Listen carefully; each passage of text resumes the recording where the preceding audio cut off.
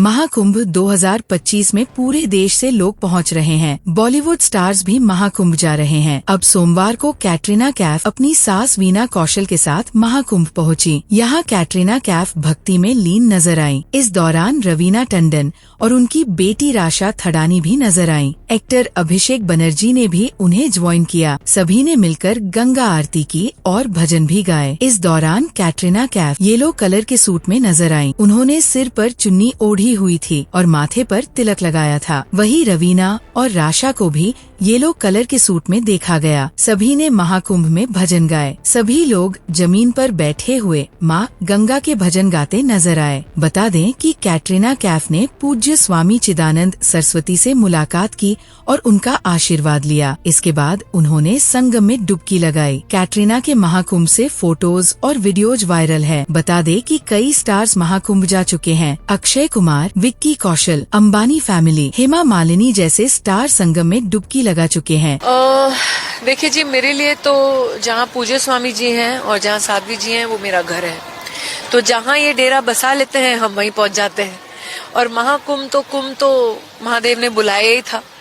और ये ऐसा मौका है हमारे जीवन में, मेरी बेटी के जीवन में, मेरा सारा परिवार आया हुआ है हमारे सबके जीवन में, कि ये फिर दोबारा शायद इस जीवन में न मिले, अगले बहुत सारे जन्मों के बाद शायद फिर ये मौका आए।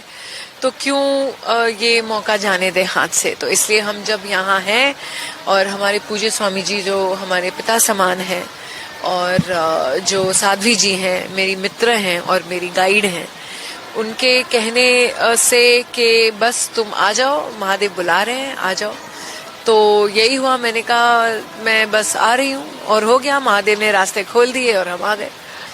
जी, मैं समझती हूँ कि बहुत सालों से कहीं ना कहीं जो हमारा जो धर्म था, जो हमारा धर्म है, हम तो सारे कर्मयोगी हैं, धर्मयोगी हैं।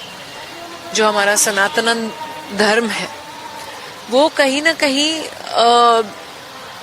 पता नहीं मॉडर्नता में शायद कहीं ना कहीं लोग, मैं नहीं कहूँगी लोग, पर सब जानते ही हैं हमारी हिस्ट्री, हमारे देश की हिस्ट्री, कि कहीं ना कहीं हमें भुलाना चाहते थे।